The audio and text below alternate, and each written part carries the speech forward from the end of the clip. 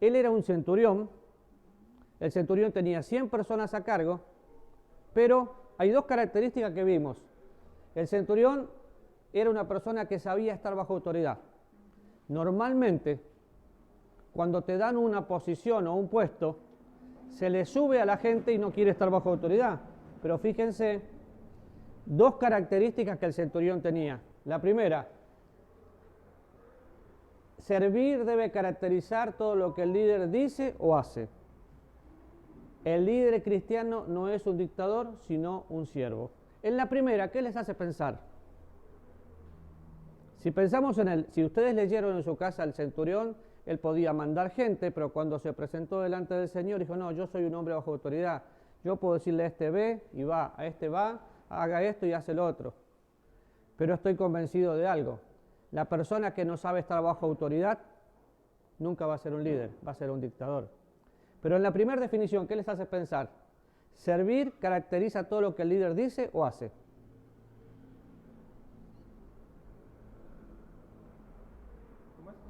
Ahí está escrito, servir debe caracterizar todo lo que el líder dice y lo que el líder hace.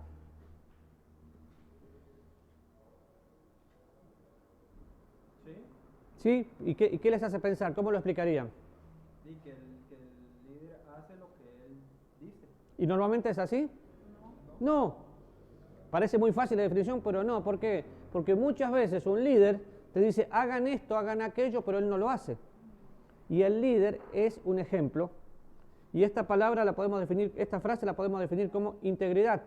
Sus dichos y sus hechos tienen que ir de la mano. Si un líder no sabe estar sumiso, no puede pretender sumisión. Precisamente esa frase, pensando en Juan 13, fue lo que hizo Cristo. No había una persona que limpiara, o sea, que sirviera y él se puso la toalla y empezó a lavar los pies, dándoles ejemplo. Muy bueno. Juan capítulo 13. No tenía Jesús que lavar los pies. Sin embargo, vemos cómo lavó los pies. Ahora, estamos acostumbrados a un liderazgo tan profesional que dentro de la iglesia, en los primeros tiempos, se dividió el púlpito por un lado y el pueblo por otro. Y eso no es así. Todos nosotros somos líderes en el lugar donde estamos. Pensando bíblicamente, todos nosotros somos sacerdotes, pero también somos pueblo. Entonces servimos al mismo Dios. Porque Jesús nos dejó un ejemplo. Así que la primera frase es integridad. Así que todos nosotros, el que no sabe estar bajo sumisión, nunca va a ser un líder. La segunda dice, el líder cristiano no es un dictador, es un siervo.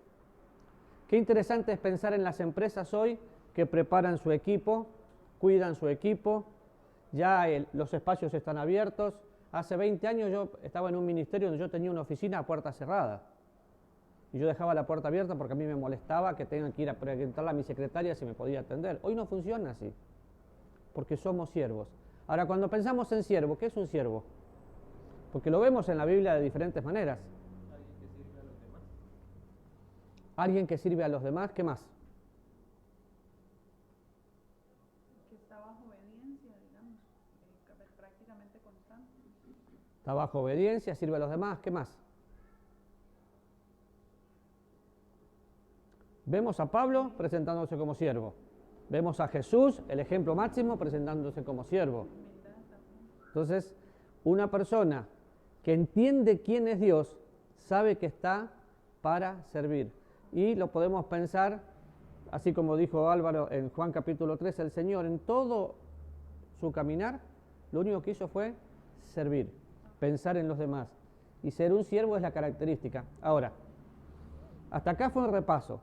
Pero el liderazgo cristiano, y grábense esa frase, se debe desarrollar mediante un estudio cuidadoso y por la práctica. Acabo de tener una conversación con un líder de otro país, donde dice que estuvo en un retiro de pastores y colaboradores, y uno de los estudios que dio un erudito fue: no lean ningún libro, solamente lean la Biblia y la Biblia los va a capacitar porque el Espíritu Santo los va a capacitar a toda la verdad. ¿Qué piensan de eso? No lean ningún libro, les dijo. O sea que si yo tengo el libro de Chuck Swindoll, Acá, el despertar de la gracia no lo leo, leo la Biblia. ¡Qué bruto! Pero eso es lo que está pasando hoy. Hay gente que, y eso es lo que yo viví cuando tenía 20 años, gente que no quería tener conocimiento bíblico. Si nosotros queremos servir, tenemos que prepararnos. Yo tengo que pensar, ahora que veo que entró David, la economía ha cambiado en los últimos años muchísimo. ¿Qué hubiera pasado si don David se queda con lo que estudió en la universidad hace tantos años y quiere dar clase hoy? ¿Le sirve?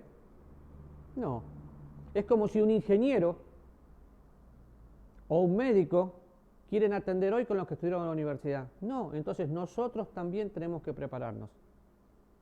Y definitivamente nada reemplaza la palabra de Dios, pero tenemos un montón de métodos para prepararnos.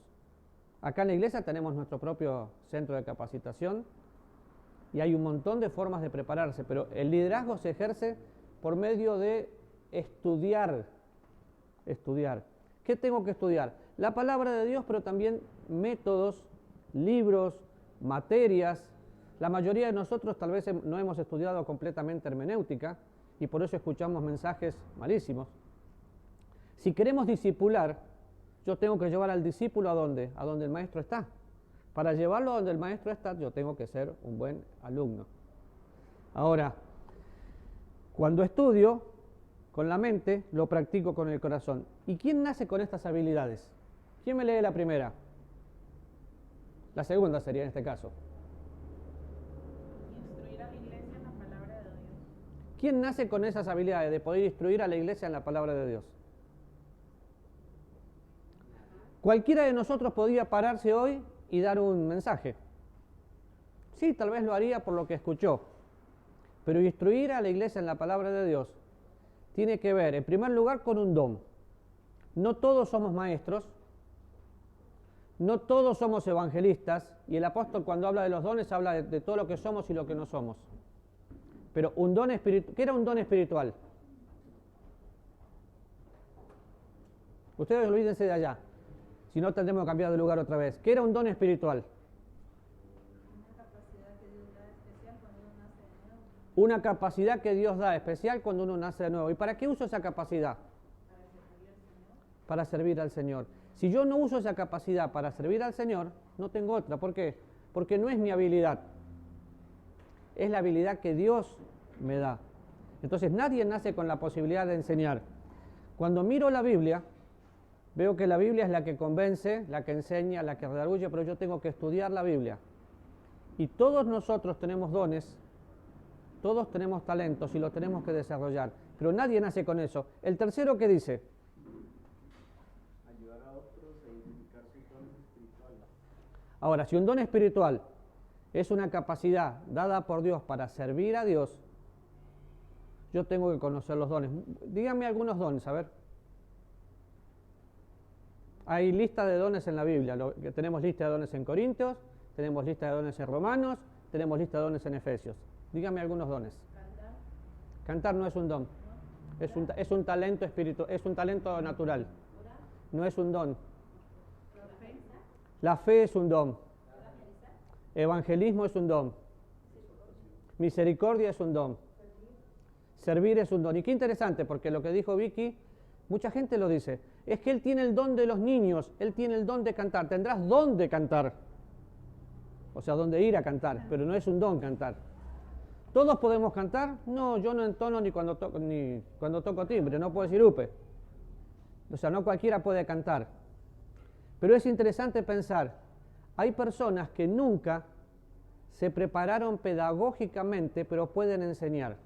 ¿Por qué pueden enseñar? Porque Dios les dio una capacidad que es el don de enseñanza para que puedan enseñar. Hacer misericordia, ponerse en la piel del otro, es algo que lo sentís y que nace solo. El don de dar. Ahora, cuando van a mirar la lista de dones, vemos en la lista de dones que algunos de esos dones, como los de Efesios, fueron para el establecimiento de la iglesia. Otros son para provecho propio y otros hoy no están operativos. Pero tengo que conocer los dones. ¿Cómo hago para conocer los dones? Estudiar.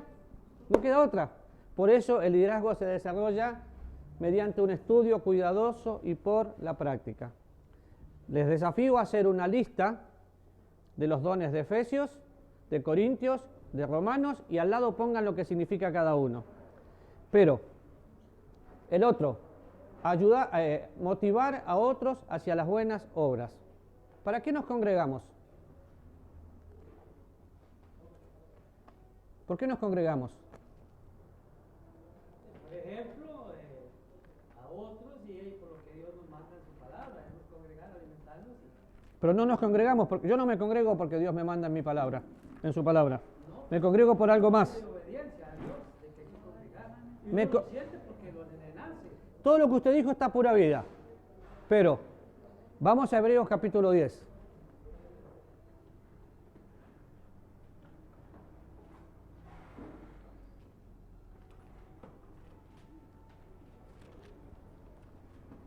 Versículo 24 y 25. ¿Quién lo lee?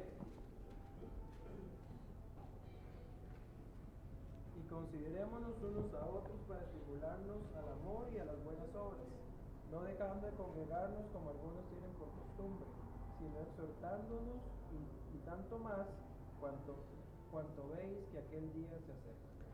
Gracias. Qué interesante.